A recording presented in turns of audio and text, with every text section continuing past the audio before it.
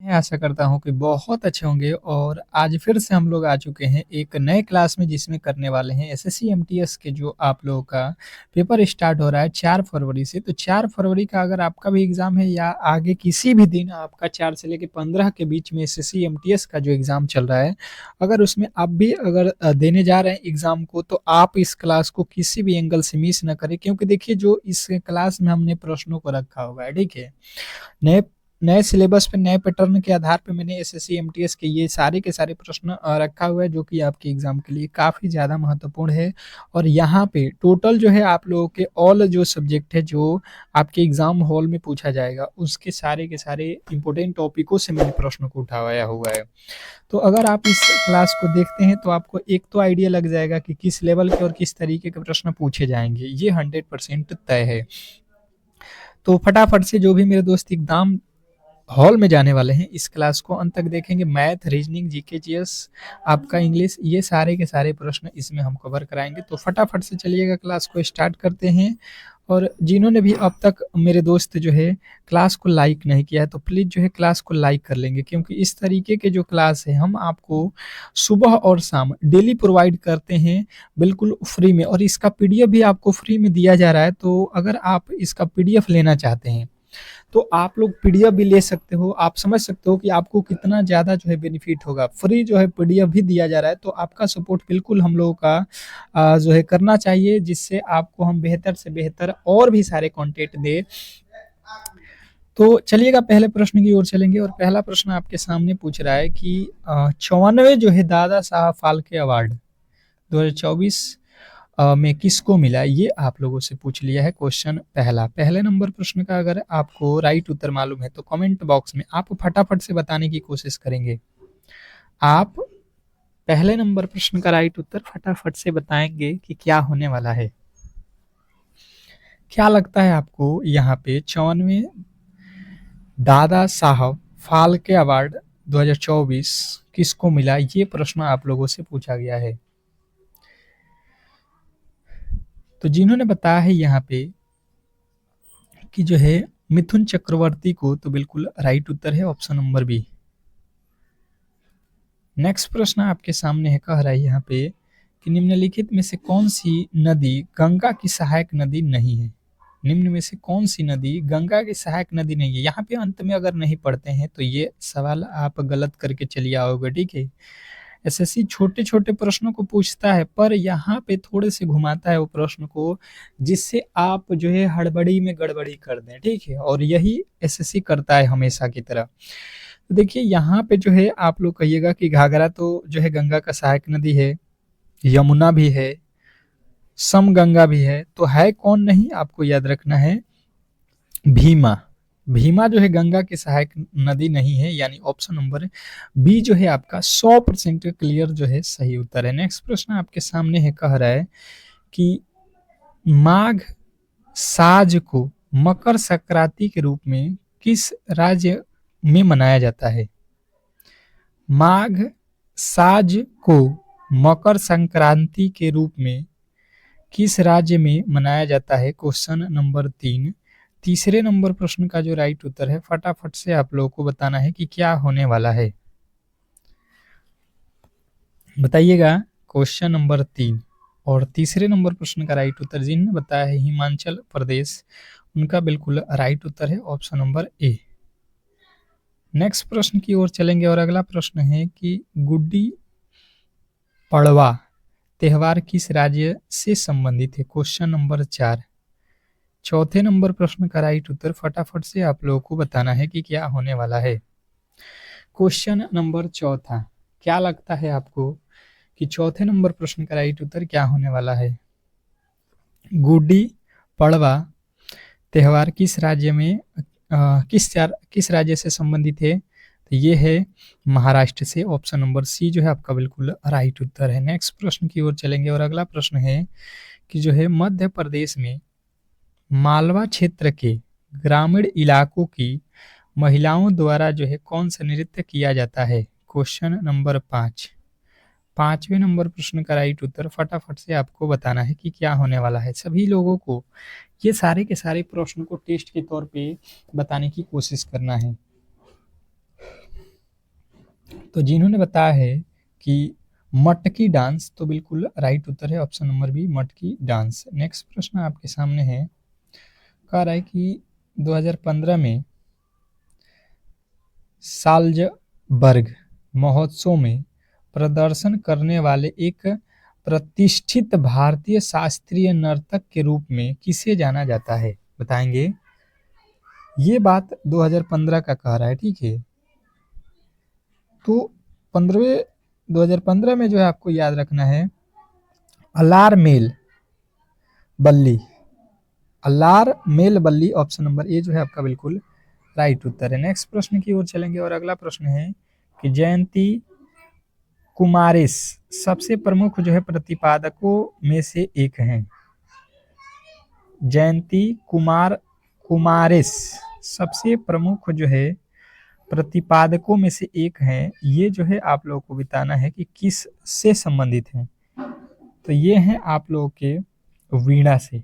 Option number B जो है आपका बिल्कुल राइट उत्तर है। नेक्स्ट प्रश्न की ओर चलेंगे और अगला प्रश्न आपके सामने है कि भारत सरकार द्वारा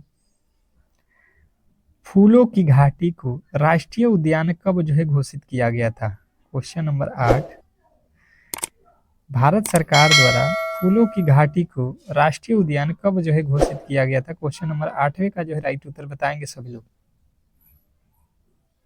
तो जिन्होंने बताया है यहाँ पे 8वें नंबर प्रश्न का राइट उत्तर 1982 बिल्कुल राइट उत्तर है ऑप्शन नंबर डी। नेक्स्ट प्रश्न आपके सामने है कि वर्तमान में नाटो के जो है अध्यक्ष कौन है। वर्तमान में नाटो के जो है अध्यक्ष आपको बताना है कि यहाँ पे क्या होने वाला है। फटाफट से आपके राइट उत्तर आना चाहिए। क्वेश्चन नंबर 9, 9वें नंबर प्रश्न का राइट उत्तर जिन्होंने बताया है मार्क रूटो, बिल्कुल राइट उत्तर है। मार्क रूटो जो है नाटो के इस समय अध्यक्ष है। नेक्स्ट प्रश्न आपके सामने है कि धरोई बांध किस नदी पर बनाया गया है। धरोई बांध किस नदी पर बनाया गया है। क्वेश्चन नंबर 10, 10वें नंबर प्रश्न का जो राइट उत्तर है फटाफट से आप लोगों को बताना है। धरोई बांध किस नदी पर बनाया गया है, फटाफट से आपके राइट उत्तर आना चाहिए। तो जिन्होंने बताया है साबरमती, ऑप्शन नंबर ए तो बिल्कुल राइट उत्तर है। ऑप्शन नंबर ए आपका बिल्कुल राइट उत्तर है। नेक्स्ट प्रश्न आपके सामने है कि पूर्वी घाट की सबसे ऊंची चोटी महेंद्रगिरी की ऊंचाई कितनी है। क्वेश्चन नंबर 11, 11वें नंबर प्रश्न का राइट उत्तर फटाफट से आपको बताना है। 11वें नंबर प्रश्न पे आ चुके हैं, फटाफट से आपका राइट उत्तर आना चाहिए। पूर्वी घाट की सबसे जो है ऊंची चोटी महेंद्रगिरी की ऊंचाई कितनी है। तो जिन्होंने बताया है 1501 मीटर तो बिल्कुल राइट उत्तर है ऑप्शन नंबर ए। नेक्स्ट प्रश्न की ओर चलेंगे। अगला प्रश्न है कि झारखंड की सबसे ऊंची चोटी कौन सी है। झारखंड की सबसे ऊंची चोटी पूछ लिया है, फटाफट से आपके राइट उत्तर आना चाहिए। क्वेश्चन नंबर 12 पे आ चुके हैं और 12वें नंबर प्रश्न का राइट उत्तर जिन्होंने भी बताया है यहाँ पे कि पारसनाथ, उनका बिल्कुल राइट उत्तर है option number A Parasnath. Next प्रश्न आपके सामने है कि विश्व की सबसे ऊंची नौगम्या झील कौन सी है। विश्व की सबसे नौगम्य झील कौन सी है। क्वेश्चन नंबर 13, 13वें नंबर प्रश्न का राइट उत्तर जिन्होंने बताया है यहाँ पे टिटिका तो बिल्कुल राइट उत्तर है। नेक्स्ट प्रश्न आपके सामने है किन्नरम झरना किस राज्य में उपस्थित है। किन्नरम झरना किस राज्य में स्थित है। क्वेश्चन नंबर 14, 14वें नंबर प्रश्न का राइट उत्तर बताने की कोशिश करेंगे।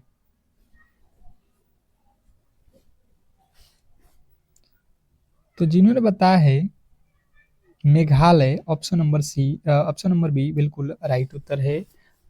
नेक्स्ट प्रश्न, अगले प्रश्न की ओर चलेंगे और अगला प्रश्न आपके सामने है कैलाशनाथ मंदिर किस राज्य में स्थित है। कैलाशनाथ मंदिर किस राज्य में स्थित है। Question number 15। एक बार सभी लोग जो है क्लास को लाइक कर दीजिए, ठीक है। आपके लाइक और सपोर्ट से ही हम आपको बेहतर से बेहतर कंटेंट देने की कोशिश कर रहे हैं, ठीक है। और साथ में इसका पीडीएफ भी आपको प्रोवाइड कर रहे हैं। अगर आपको पीडीएफ चाहिए तो आप इस नंबर पे जो है मैसेज करिएगा, आपको जो है पीडीएफ जो है मिल जाएगा, ठीक है? बिल्कुल फ्री में व्हाट्सएप पे मैसेज कर लीजिएगा जिनको भी चाहिए। अब देखिए यहाँ पे जो है कैलाशनाथ मंदिर किस राज्य में स्थित है? जिन्होंने बता दिया है इस प्रश्न का राइट उत्तर उड़ीसा, उनका बिल्कुल राइट उत्तर है ऑप्शन नंबर ए। ये वाले जो भी मेरे दोस्त हैं उनके 100% सही उत्तर है। अगला प्रश्न है, राष्ट्रीय महिला आयोग की स्थापना जनवरी में वैधानिक निकाय के रूप में की गई थी। मतलब कौन से सन था, कौन से ईस्वी था, ये हमें बताना है कि राष्ट्रीय महिला आयोग की स्थापना की गई थी, वो भी जनवरी में। तो 16वें नंबर प्रश्न का राइट उत्तर जिन्होंने बताया है 1992, बिल्कुल राइट उत्तर है आपका 1992। नेक्स्ट प्रश्न आपके सामने है कि IAEA का मुख्यालय कहाँ है? IAEA का जो है मुख्यालय कहाँ है? तो जिन्होंने बताया है यहाँ पे 17वें नंबर प्रश्न का राइट उत्तर वियना ऑस्ट्रिया, बिल्कुल राइट उत्तर है वियना ऑस्ट्रिया में इसका मुख्यालय है। नेक्स्ट प्रश्न आपके सामने है, माले किसकी जो है राजधानी है? माले किस देश की राजधानी है? क्वेश्चन नंबर 18 पे आ चुके हैं। 18वें नंबर प्रश्न के जो राइट उत्तर है फटाफट से आपको बताना है। बात की जाए 18वें नंबर प्रश्न का राइट उत्तर, तो जिन्होंने बताया है यहाँ पे मालदीव, बिल्कुल राइट उत्तर है मालदीव। ऑप्शन नंबर बी जो है आपका बिल्कुल राइट उत्तर है। नेक्स्ट प्रश्न आपके सामने है कि भारत में एकीकृत बाल विकास योजना किस वर्ष जो है शुरू की गई थी? क्वेश्चन नंबर 19वें नंबर प्रश्न का जो राइट उत्तर है फटाफट से आप लोगों को बताना है। क्वेश्चन नंबर 19, और जिन्होंने बताया है 19वें नंबर प्रश्न का राइट उत्तर कि भारत में एकीकृत बाल विकास योजना किस वर्ष शुरू की गई थी? 1975, तो बिल्कुल राइट उत्तर है ऑप्शन नंबर ए। नेक्स्ट प्रश्न की ओर चलेंगे और अगला प्रश्न आपके सामने है, कोझिकोड बंदरगाह किस राज्य में स्थित है? कोझिकोड बंदरगाह किस राज्य में स्थित है? Question number 20। 20वें नंबर प्रश्न का जो राइट उत्तर है फटाफट से आप लोगों को बताना है।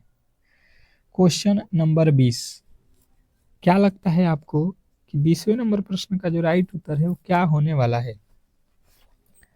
तो जिन्होंने बताया है 20वें नंबर प्रश्न का राइट उत्तर केरल, उनका बिल्कुल राइट उत्तर है। नेक्स्ट प्रश्न आपके सामने है, कौन सा भारतीय राज्य बांग्लादेश और जो है म्यांमार दोनों के साथ जो है सीमा साझा करता है? क्वेश्चन नंबर 21 में आप लोगों से पूछा है कि भारत का वह कौन सा राज्य है जो बांग्लादेश और म्यांमार दोनों से जो है अपना सीमा साझा करता है, ये आप मुझे बताने की कोशिश करेंगे। तो बात किया जाए 21वें नंबर प्रश्न का राइट उत्तर, तो जिन्होंने बताया है मिजोरम, उनका बिल्कुल राइट उत्तर है ऑप्शन नंबर सी। मिजोरम ऐसा जो है राज्य है भारत का जो आपका जो है बांग्लादेश और जो है म्यांमार दोनों से जो है सीमा साझा करता है। तो बिल्कुल आप राइट उत्तर के साथ हैं। तो आपका ऑप्शन नंबर सी जो है बिल्कुल राइट उत्तर है। नेक्स्ट प्रश्न की ओर चलेंगे और अगला प्रश्न आपके सामने है, कह रहा है कि भारत का सबसे पुराना तेल उत्पादन राज्य कौन सा है? भारत का सबसे पुराना तेल उत्पादन राज्य कौन सा है? फटाफट से आपके राइट उत्तर आना चाहिए। Question number 22। 22वें नंबर प्रश्न का राइट उत्तर क्या होने वाला है, ये आपको बताना है। क्या लगता है आपको कि इस प्रश्न का राइट उत्तर क्या होने वाला है? तो जिन्होंने बताया है 22वें नंबर प्रश्न का राइट उत्तर यहाँ पे कि जो है असम डिगबोई, आप लोगों को बिल्कुल मालूम होगा, ये बिल्कुल ऑप्शन नंबर बी आपका राइट उत्तर है। नेक्स्ट प्रश्न आपके सामने है, कह रहा है यहाँ पे कि लोकसभा का पहली बार अ, विधिवत जो है गठन कब किया गया था? लोकसभा का पहली बार विधिवत जो है गठन कब किया गया था? Question number 23। 23वें नंबर प्रश्न का जो राइट उत्तर है फटाफट से आप लोगों को बताना है। क्या लगता है आपको 23वें नंबर प्रश्न का राइट उत्तर? फटाफट से बताने की कोशिश करेंगे। तो जिन्होंने बताया है 17 अप्रैल 1952, ऑप्शन नंबर ए बिल्कुल राइट उत्तर है। नेक्स्ट प्रश्न की ओर चलेंगे और अगला प्रश्न आपके सामने है कि बैडमिंटन में अंतर्राष्ट्रीय पुरुष टीम चैंपियनशिप थॉमस कप का जो है पहला संस्करण किस वर्ष जो है आयोजित किया गया था? Question number 24। 24वें नंबर प्रश्न का जो राइट उत्तर है फटाफट से आप लोगों को बताना है। बैडमिंटन में अंतर्राष्ट्रीय पुरुष टीम चैंपियनशिप थॉमस कप का जो है पहला संस्करण किस वर्ष आयोजित किया गया था? तो 1900 जो है 49 अगर आपने बताया है, ऑप्शन नंबर बी बिल्कुल राइट उत्तर हो जाएगा। नेक्स्ट प्रश्न आपके सामने है कि सुदीरम कप किस खेल से संबंधित है? क्या पूछा गया है? सुदीरम कप किस खेल से संबंधित है? फटाफट से आपको बताना है। क्वेश्चन नंबर 25वें नंबर प्रश्न का राइट उत्तर जिन्होंने बताया है कि जो है बैडमिंटन से है, तो बिल्कुल राइट उत्तर है ऑप्शन नंबर डी। नेक्स्ट प्रश्न आपके सामने है, कह रहा है यहाँ पे चक्की फेंकते समय एथल, अ, एथ, एथलीटों को कितने जो है व्यास के घेरे के अंदर रहना होता है? बताइएगा। चक्की फेंकते समय जो है एथलेटिकों को कितने व्यास के घेरे के अंदर जो है रहना होता है? तो जिन्होंने बताया है यहाँ पे कि जो है 2.5 मीटर, ऑप्शन नंबर बी तो बिल्कुल राइट उत्तर है। नेक्स्ट प्रश्न की ओर चलेंगे और अगला प्रश्न है कि भारत का पर्यावरण संरक्षण अधिनियम किस वर्ष जो है अधिनियमित किया गया था?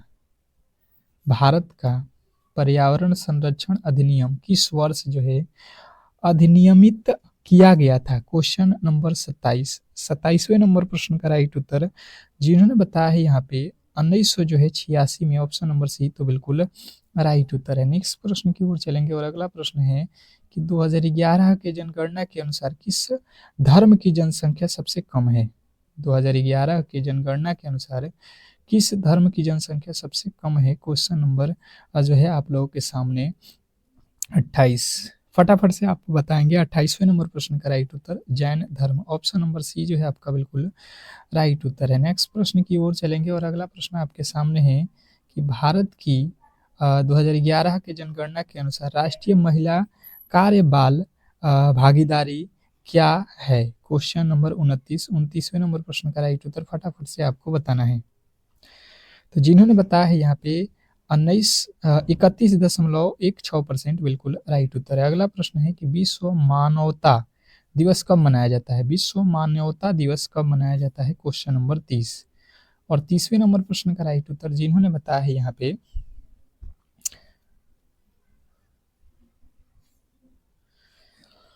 9 अगस्त बिल्कुल राइट उत्तर है। नेक्स्ट प्रश्न आपके सामने है कि कौन सा जो है अनुच्छेद वाक एवं अभिव्यक्ति की स्वतंत्रता का अधिकार देता है? क्वेश्चन नंबर 31 कौन सा अनुच्छेद है जो वाक एवं अभिव्यक्ति की जो है स्वतंत्रता का अधिकार देता है? तो जिन्होंने बताया है आर्टिकल जो है 19 तो बिल्कुल राइट उत्तर है ऑप्शन नंबर सी। नेक्स्ट प्रश्न की ओर चलेंगे और अगला प्रश्न आपके सामने है, फटाफट से आपको बताने की कोशिश करना है। यहाँ से जो है गणित के प्रश्न आ चुका है, अभी गणित रीजनिंग ये पूरे के पूरे जो है आप लोगों के सिलेबस को जो है हम लोग यहाँ पे कवर कर रहे हैं, ठीक है।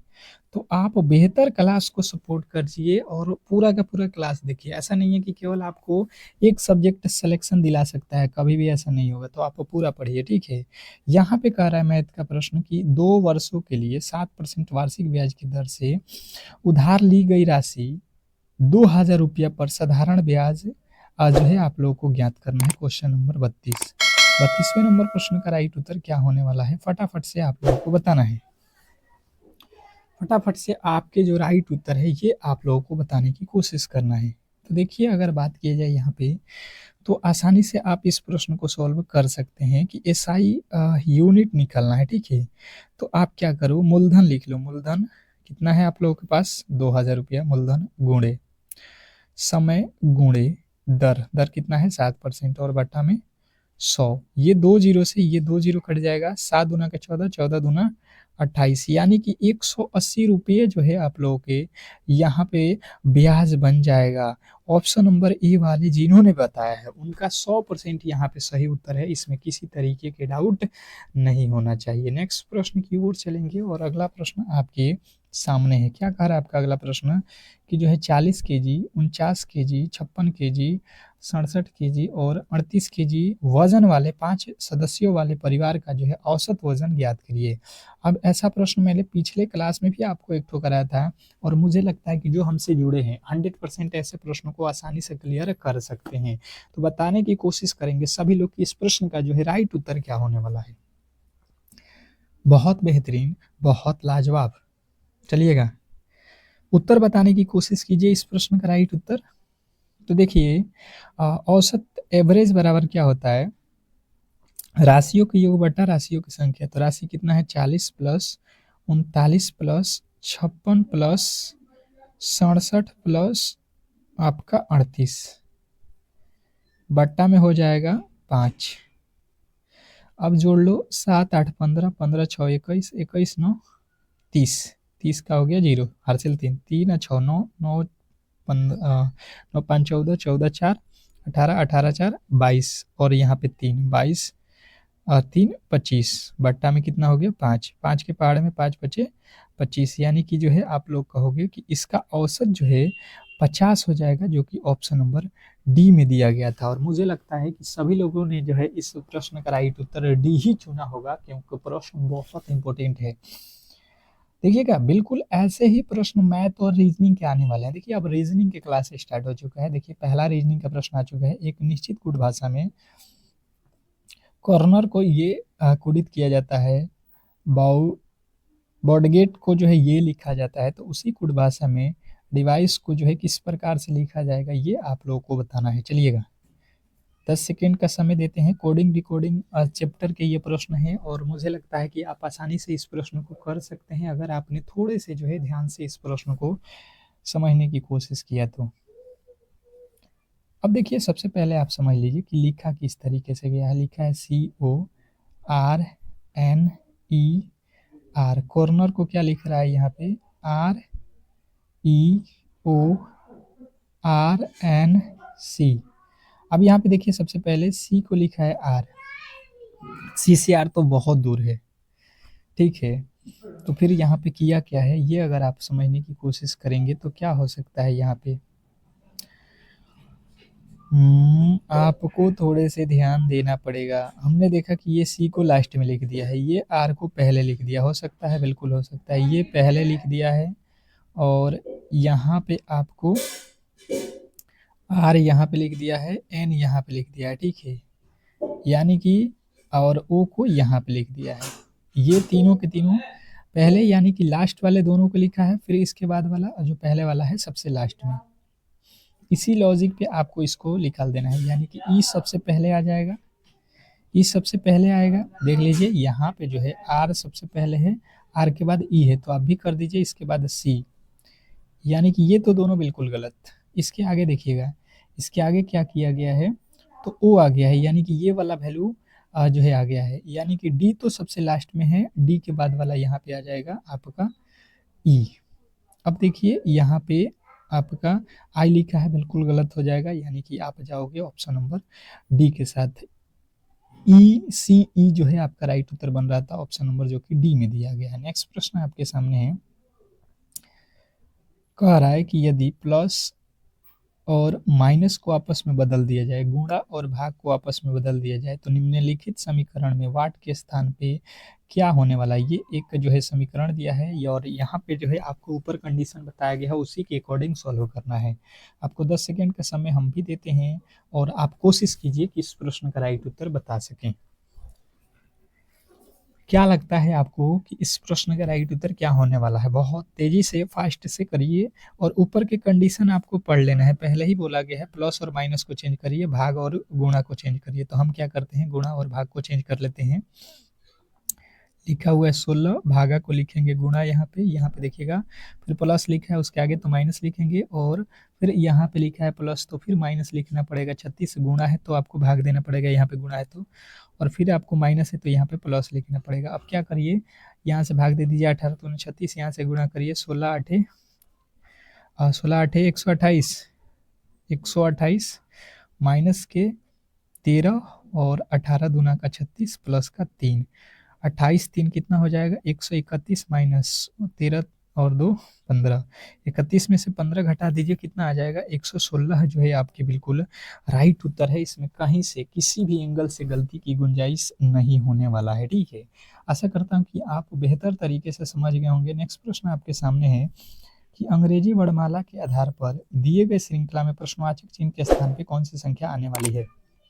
अंग्रेजी वर्णमाला के आधार पे आपको बताना है। क्वेश्चन नंबर 36वें नंबर प्रश्न का जो राइट उत्तर है फटाफट से आप लोगों को बताना है। क्या लगता है आपको कि इस प्रश्न का राइट उत्तर क्या होने वाला है। आपको करना क्या है कि इसके अगले पद बताना है। जैसे प्रश्न में दिया गया है एक तो ये वर्ड है, एक ये है और ये है, तो इसके आगे हमें यहाँ पे बताना है क्या होने वाला है। चलिएगा फटाफट से आप कर सकते हैं। अगर आपने थोड़े से बेहतर तरीके से समझने की कोशिश किया तो आप इजीली सॉल्व कर सकते हैं। देखिए बी लिखा है, ई लिखा है, मतलब बी से ई पे जाएंगे 3 जोड़ दिया, बी होता है 2 पे, ई होता है 5 पे। फिर एच लिखा है, एच होता है 8 पे, 5 से 8 में, यानी यहाँ पे भी 3 जोड़ा गया। इसके आगे 3 जोड़ोगे तो कितना आ जाएगा 8 3 11, 11 पे के जो है यहाँ पे लिखा गया। फिर इसके आगे आप 3 जोड़ दो, 11 3 14, 14 पे क्या आता है एन आता है। अब देख लो एन से कौन सी संख्या है, ये दोनों है। अगला जो है आप निकाल दो, डी से जी लिखा है, यहाँ पे भी 3 जोड़ दिया, 4 3 7, 7 3 10, 10 3 13, 13 में 3 जोड़ोगे 13 3 16, और 16 पे कौन सा अक्षर आता है पी। एन पी जो है आप लोगों का स्टार्ट होना चाहिए, तो आपका ऑप्शन नंबर सी ही ऐसा वर्ड है जो एन पी से स्टार्ट हो रहा है, तो यही आपका राइट उत्तर है। नेक्स्ट प्रश्न आपके सामने है, क्या कह रहा है कि किसी कूट भाषा में फॉर्क को जो है ये लिखा जाता है, कुड़ित किया जाता है, और कैब को जो है ये कुड़ित किया जाता है, तो थौराहा को जो है किस प्रकार से कुड़ित किया जाएगा, ये आपको बताना है। क्वेश्चन नंबर 37 में 37वें नंबर प्रश्न की बात की जाए तो देखिए फटाफट से आप समझने की कोशिश करेंगे। देखिए एफ को लिखा है जी, यानी कि +1 कर दिया। ओ को लिखा है एल, ओ होता है 15 पे, एल होता है 12 पे, यानी -3 कर दिया। आर होता है 18 और डब्ल्यू होता है 23 पे, यानी कि 5 जोड़ दिया। फिर के होता है 11 पे, डी होता है आपके 4 पे, यानी कि 7 घटा दिया।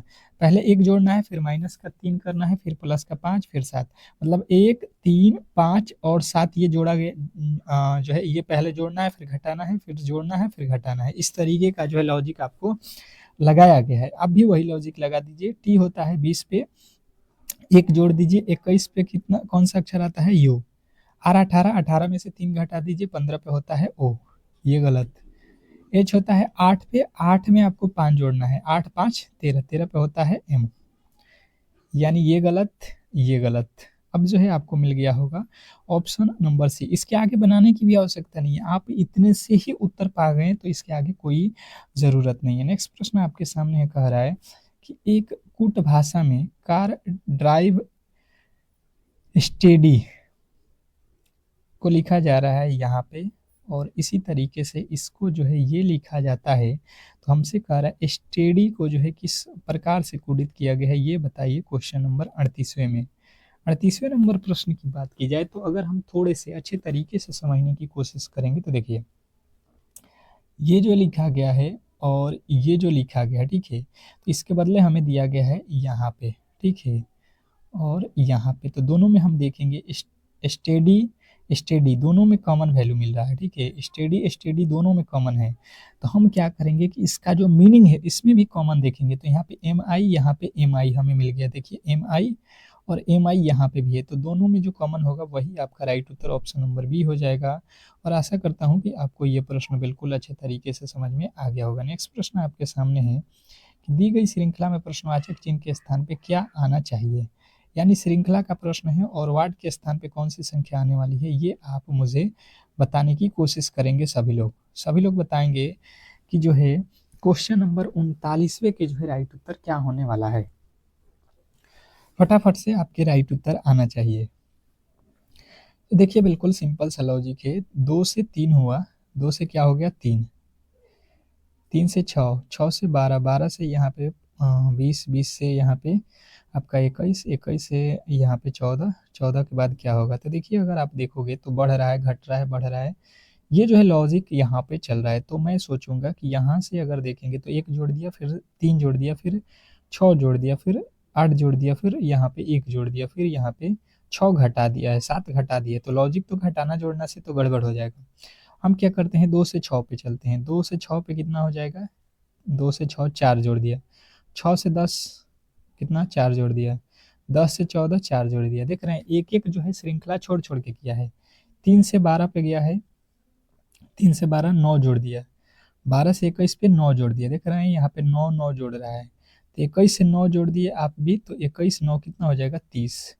और मुझे लगता है कि आपने बिल्कुल अच्छे तरीके से इस प्रश्न के राइट उत्तर के साथ गए होंगे। नेक्स्ट प्रश्न आपके सामने है, कह रहा है कि 7 मित्र यहाँ पे दिए गए हैं, वृत्ताकार मेज के चारों ओर केंद्र की ओर मुख करके बैठे हैं। अच्छा जी, कोई दिक्कत नहीं है, आपको बिल्कुल आसानी से इस प्रश्न को समझना है। देखिए वृत्त है एक, ये हो गया वृत्त, इसमें 7 लोगों को बैठाना है आपको।